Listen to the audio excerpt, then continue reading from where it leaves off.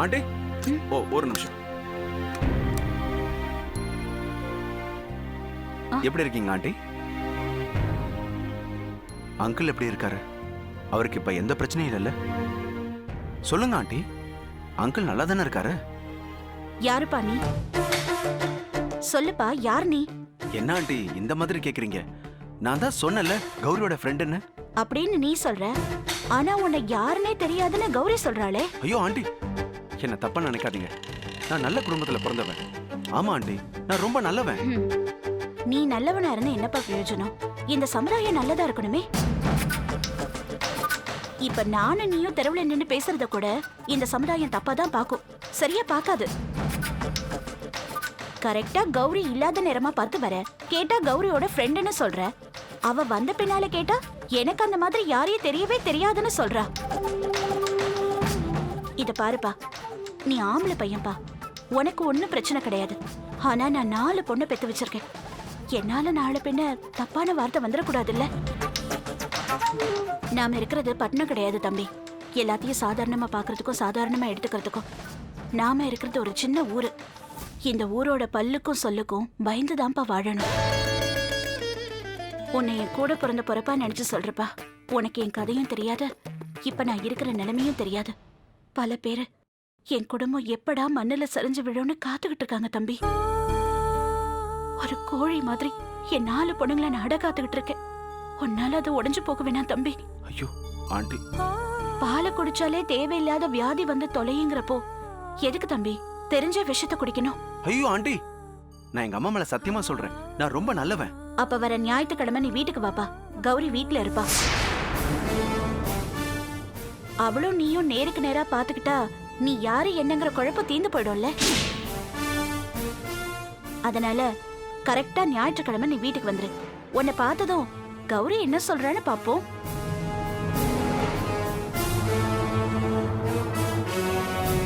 என்னப்பா யோசிக்கிற?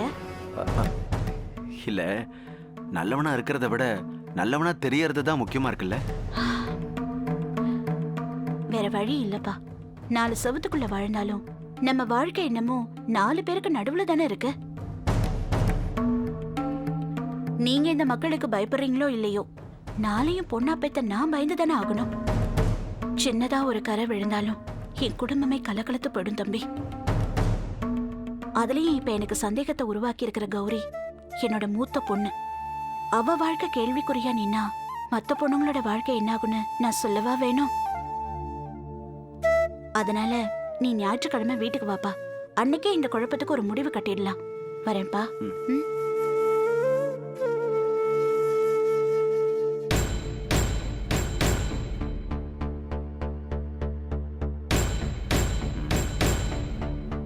இவங்க சொல்ற மாதிரி கௌரி இருக்கிறப்ப வீட்டுக்கு போனா பிரச்சனை மட்டும் இல்ல, எனக்கே ஒரு முடிவு வந்துருமே. என்ன பண்ணலாம்? என்னம்மா சொல்ற? கௌரி அக்காவோட ஃப்ரெண்டுன்னு சொன்னவரு ஞாயிற்றுக்கிழமை நம்ம வீட்டுக்கு வராரா? வரேன்னு அவரு சொல்லல, நான் கண்டிப்பா வரணும்னு சொல்லியிருக்கேன். அந்த பையனை கேட்டா அவன் ஒரு மாதிரி சொல்றான், உன் அக்காவை கேட்டா இவ வேற மாதிரி சொல்றா. எதுக்கு தனித்தனி தலைவலி? அதான் நீ கௌரி இருக்கும்போது வாப்பா, என்ன ஏதுன்னு நேர்ல பேசி விசாரிச்சுக்கலான்னு வர சொல்லிட்டேன். இந்த ஞாயிற்றுக்கிழமையோட இந்த பிரச்சனைக்கெல்லாம் ஒரு முடிவு வந்துரும் சங்கரி. இந்த மாதிரி யாரோ ஒரு ஆளை வீட்டுக்கு வர வச்சு அக்காவோட சேர்த்து வச்சு விசாரிக்கிறது சத்தியமா அக்காவுக்கு பிடிக்கவே பிடிக்காதுமா.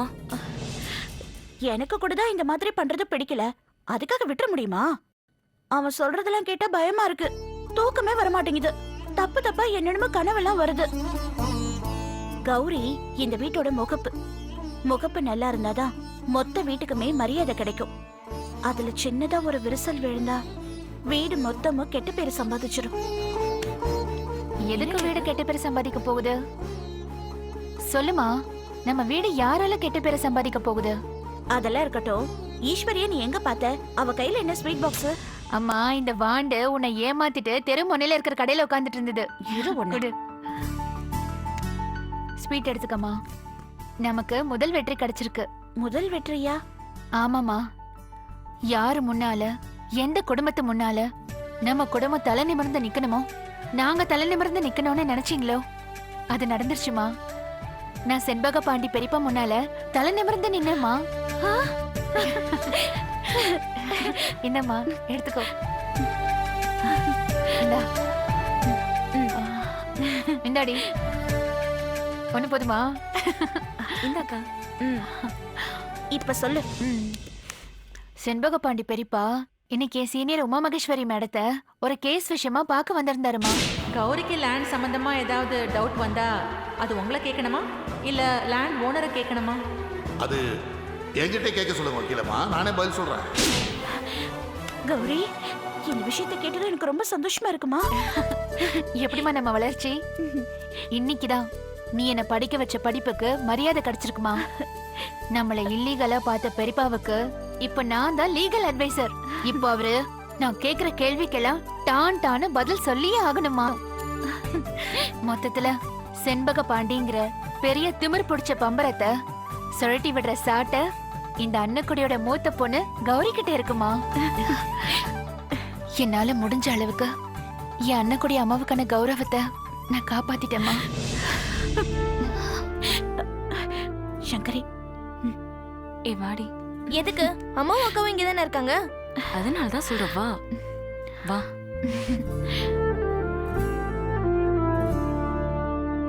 நிஜமாவே சந்தோஷமா இருக்குமா. ஆனா அதை முழுசா கொண்டாட முடியல. ஒரு சின்ன நெருடலோட தான் நான் இப்ப சந்தோஷமா இருக்கேம்மா.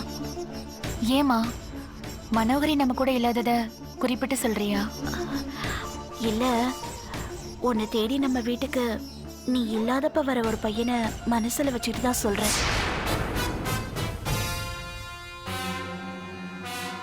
இன்னைக்கு வழியில அவனை பார்த்தேன்.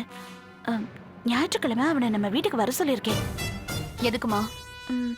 அன்னைக்கு நீயும் வீட்டுல இருப்பல்ல, அதனால ஒருத்தர் பாத்துக்கிட்டா உண்மை என்னன்னு தெரிஞ்சிரும்ல. அப்போ நான் சொல்றத நீ உண்மைன்னு நம்பவே இல்லையாமா? அது இல்லம்மா. சொல்லுமா, ஏன் மேல நான் சொன்ன வார்த்தை மேல உனக்கு நம்பிக்கை இல்லையா? இல்ல கௌரி, அந்த பையன் ரொம்ப உரிமையா என்ன ஆண்டின்னு சொல்றான், உங்க அப்பாவை அங்கிள்னு சொல்றான். அதுக்காக தான். அதுக்காக இந்த மாதிரி சொல்றவங்க எல்லாம் ஏன் கூட சம்பந்தப்படுத்தி பேசுவியா நீ? இது உனக்கே நல்லா இருக்காமா? என்ன பார்த்து, என் முகத்தை பார்த்து நேருக்கு நேரா சொல்லுமா. என் மேல உனக்கு நம்பிக்கை இருக்கா? சொல்லுமா. உன் முகத்தை பார்த்தா உனக்கு என் மேல நம்பிக்கை இல்லைங்கிற மாதிரி தான் தோணுது. நான் போய் சொல்றதா நீ நினைக்கிற இல்ல? என் அம்மாவுக்கு எப்போ என் மேல சந்தேகம் இருக்கவே கூடாது, சந்தேகம் வரவும் கூடாது. என் கூட வாமா. கௌரி, நில்லு கௌரி. எவனோ ஒருத்தனை ஞாயிற்றுக்கிழமை வர சொல்லிருக்கியே, அவன் வரும்போது வரட்டும். எனக்கும் அவனுக்கும் சம்பந்தம் இல்லைன்னு அவன் சொல்லும் போது சொல்லட்டும். அது வரைக்கும் என் அம்மா நிம்மதி இல்லாம இருக்க வேண்டாம். கௌரி, என் மனசுல எந்த கலங்கமும் இல்லம்மா, என் மனசுல எந்த காதலும் இல்லம்மா. ஒரு நாளும் உன்னோட விருப்பத்துக்கு எதிராக நான் நடக்கவே மாட்டேமா. இது சத்தியம். கௌரி, கௌரி, என்ன வேலை பண்ணி நீ? ஐயோ, கௌரி, என்னடா இது? கௌரி, என்னம்மா பண்ற? அம்மா உன்னை நம்புறேன்டா, அம்மா உன்னை நம்புறேன், அம்மா உன்னை நம்புறேன்டா செல்லம், நான் உன்னை நம்புறேன். ஐயோ. என்ன செண்பக பாண்டியன், நிஜமாவா கேக்குறீங்க? ஆமாம் கல்லு வீட்டுக்காரு, திடீர்னு ஒரு அவசர தேவை. அவசர தேவைன்னா எனக்கு புரியலையே. எல்லாம் விளக்கமா சொல்லணும்னா புத்தி கொள்முதல்னு வச்சிங்களேன். நான் ஒன்று நினைக்க அதுவா என்னென்னமோ நடந்து போச்சு. கல்லு வீட்டுக்கார, நீங்க என்ன யோசனை பண்றீங்கன்னு எனக்கு புரியுது. நீங்க ஒன்றும் என்ன நம்பி பணம் கொடுக்க வேண்டாம். நமக்குள்ள ஒரு பிசினஸ் இருக்குல்ல, அதை நம்பி பணம் கொடுத்தா போதும். என்ன அப்படி பாக்குறீங்க? வில்லங்கத்துல இருக்கிற உங்க 3 ஏக்கர் நிலத்தை நல்ல விலைக்கு வித்து தரதா சொல்லியிருக்கேன்ல? ஆமா சொன்னீங்க. அந்த மாதிரி வித்து தந்தா வர்ற பணத்துல 20% எனக்கு தரதா சொன்னீங்கல்ல? ஆமா சொன்னேன். அந்த 20%ல நான் கேட்கிற 15 லட்சத்தை ஒரு முன் தொகையா கொடுக்கறதா நினைச்சீங்களா? நீங்க சொல்றதெல்லாம் கரெக்ட் தான், நான் இல்லைன்னு சொல்லல. ஆனா என் இடத்த விற்கிற விஷயத்துல ஒரு அசைவையும் காணுமே. அசைவில்லைன்னு யார் சொன்னது?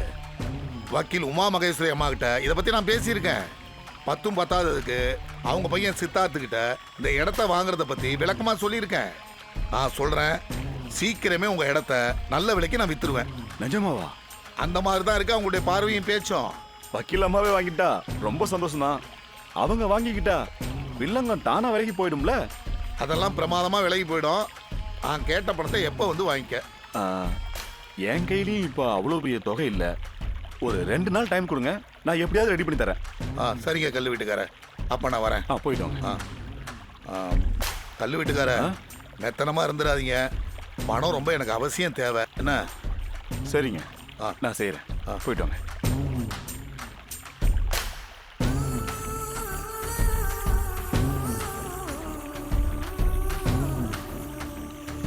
செண்பக பாண்டியனோட முகமே சரியில்லையே, ஏதோ தப்பு தெரியுதே. கடனா வேற பணம் கேட்கிறாரு. எதுக்கும் பாண்டியம்மா காதுல இந்த விஷயத்தை போட்டு வைப்போம்.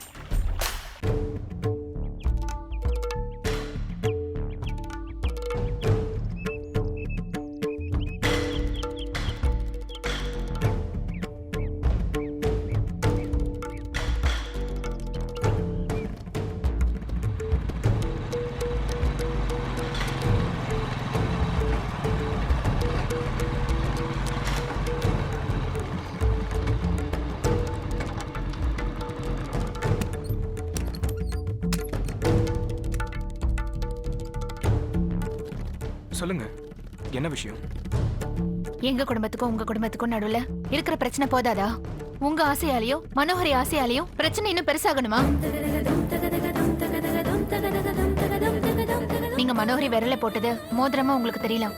ஆனா என்ன பொறுத்த வரைக்கும் அது கழுத்துல சுத்தின பாம்பு. நீ சின்ன குழந்தை இல்ல வேல்முருகா, நமக்குள்ள இருக்கிற பிரச்சனையை விளக்கமா சொல்றதுக்கு. உங்க குடும்பத்துக்கும் எங்க குடும்பத்துக்கும் சத்தியமா செட் ஆகவே ஆகாது. தயவு செஞ்சு உங்களை கெஞ்சி கேட்டுக்கிறேன், இந்த பொருந்தாத காதல், பொருத்தம் இல்லாத காதல் வேணவே வேணாம். இதோட நீங்க மனோகரிய மறந்துருங்க. இதுக்கு நீங்க என்ன செத்து போகணும் நேரடியாவே சொல்லிருக்கலாம். எங்க காதல் நீங்க நினைக்கிற மாதிரி விளையாட்டு காதல் இல்ல, உண்மையான காதல். ரொம்ப உறுதியா என்ன பிரச்சனை வந்தாலும் எதிர்த்து நின்னு ஒன்னா சேருன்ற நம்பிக்கையில தான் நாங்க 2 பேருமே லவ் பண்றோம். இந்த மாதிரி சொல்றது ரொம்ப சுலபம், ஆனா அந்த மாதிரி நடக்கிறது தான் ரொம்ப கஷ்டம். மனோகரி உங்களுக்கு வெறும் காதலி, ஆனா எங்க அம்மா எங்க அப்பாவோட மனைவி. அவங்களே இன்னும் உங்க வீடு மரியாதையை ஏத்துக்கல, மருமகளாவும் ஏத்துக்கல. உங்களுக்கும் மனோகரிக்கும் நடுவுல வெறும் காதல் மட்டும்தான் இருக்கு. ஆனா எங்க அம்மாவுக்கும் அப்பாவுக்கும் நடுவுல நாங்க 4 பொண்ணுங்க ரத்தமும் சதையமும் வளர்ந்துருக்கோம். அவங்களே உங்க வீடு ஒதுக்கிதான் வச்சிருக்கே தவிர ஒன்னா சேர்த்து வச்சுக்கல. உங்க வீட்டை பொறுத்த வரைக்கும் எங்க குடும்பம் ஆகாத குடும்பம். எங்க குடும்பம் எதிரில வர்றதே விரும்பாத உங்க குடும்பம் என் தங்கச்சிய உங்களுக்கு மனைவியா ஏத்துக்குமா? நான் ஏத்துக்க வைக்கிறேங்க. நான் போராடி மனோகரியை எனக்கு மனைவி ஆக்குவேன். எதுக்குங்க தேவையில்லாத போராட்டம்? இன்னும் எத்தனை வருஷத்துக்கு தான் இந்த அர்த்தமே இல்லாத போராட்டம்? வாழ்க்கைங்கிறது இனிப்பாவும் சந்தோஷமாவும் நிம்மதியாவும் இருக்கணுமே தவிர ரணமாவும் நரகமாவும் சித்திரவதையாவும் இருக்கக்கூடாது. போதும், என் அம்மா வாழ்ற ரண வாழ்க்கைய, நரக வாழ்க்கைய, சித்திரவதை வாழ்க்கைய நான் பார்த்ததெல்லாம் போதும். மறுபடியும் உங்க மூலமா அந்த வாழ்க்கைய என் தங்கச்சி மனோகரி வாழ்க்கையில வர வேண்டாம். காதலிக்கிறதுக்கு நீங்க 2 பேர் மட்டும் இருந்தா போதும். ஆனா சேர்ந்து வாழறதுக்கு நிறைய பேரோட ஆசீர்வாதம் வேணும்.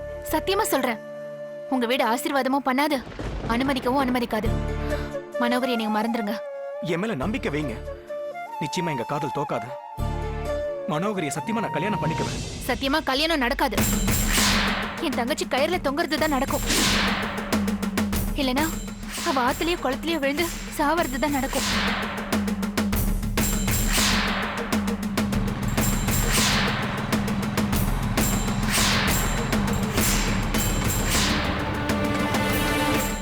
ஒண்ணு நடக்காது கிடைக்காதுன்னு தெளிவா தெரிஞ்சதுக்கு அப்புறம் அதை விட்டுட்டு நம்ம கவனத்தை வேற பக்கம் திருப்பிக்கிறது தான் நமக்கு நல்லது. நீங்க பாருங்க வேலுமுருகா, என் தங்கச்சியோட நல்லதுக்காக மட்டும் சொல்லல, நம்ம எல்லாரும் நல்லதுக்கும் சேர்த்துதான் சொல்றேன். அர்த்தமே இல்லாத காதல், ஆயுசே இல்லாத காதல் தேவையில்லாம வளர்த்துக்க வேண்டாமே. இனிமேலாவது புரிஞ்சுப்பீங்கன்னு நினைக்கிறேன்.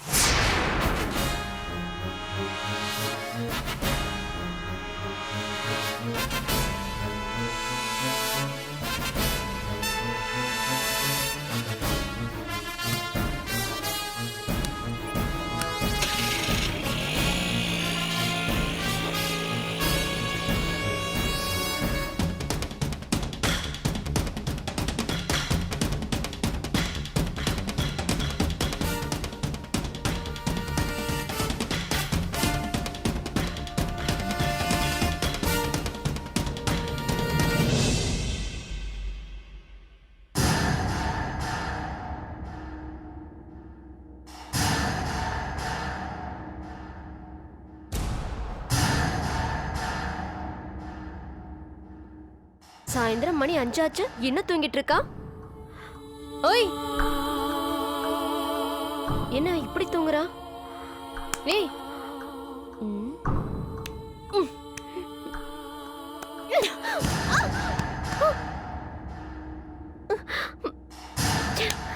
என்ன எட்டி ஒதுக்கிற உன்ன? போடி.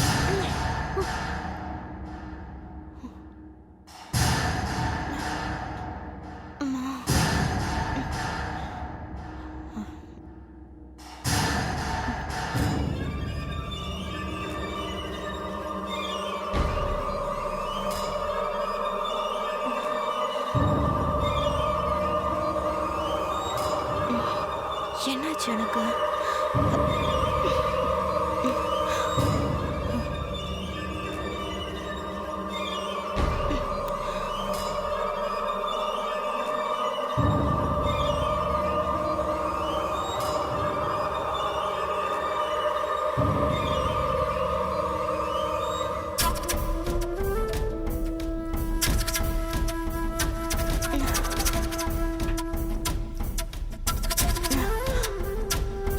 நான் உன் மாமா தானேடா.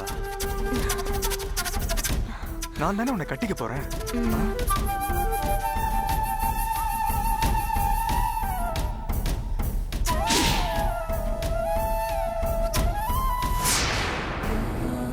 தலை வேற சுத்துது, மயக்கமா இருக்கு. ஒருவேளை எப்படி ஏதாவது இருக்குமோ?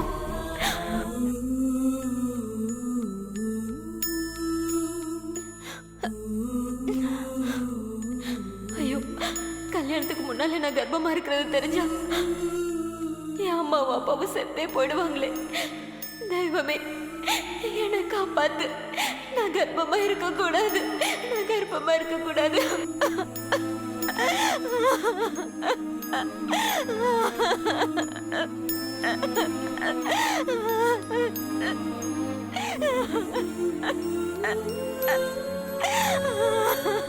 என்ன திலகா தனியா உட்காந்து அழுதுட்டு இருக்கா?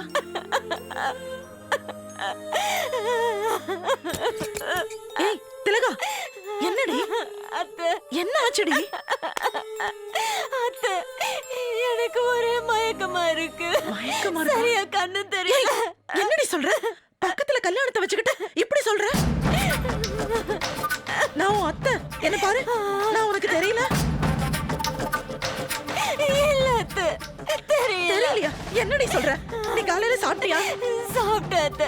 எனக்கு ஒரே தலை சுத்தலா இருக்கு அத்தை. ரொம்ப மயக்கமா இருக்கு. நீ எதுவும் சாப்பிட்டிருக்க மாட்டடி, அதனால தான் உனக்கு தலை சுத்தல் மயக்கம் எல்லாம் வருதா? ஐயோ, இங்க பாருங்க, இவ என்னமோ சொல்லி பயமுறுத்துறா. ஏன் என்னாச்சு? என் திலகா அழறா? என்ன திலகா, என்னாச்சு? திலகா எல்லாம் கேக்குறாங்களே, என்னாச்சுமா சொல்லு. திலகா, என்னம்மா ஏன் அழுதுட்டு இருக்க? இங்க பாரு, நீ என்ன கல்யாணம் கட்டிக்கிட்டு வேற வீட்டுக்கு போக போற? இந்த வீட்ல எல்லாரும் ஒன்னாதானே இருக்க போறோம். ஐயோ அத்தை, நான் அதுக்காக அழல. ஒரே மயக்கமா இருக்கு. எனக்கு கண்ணு சரியா தெரியல அத்தை.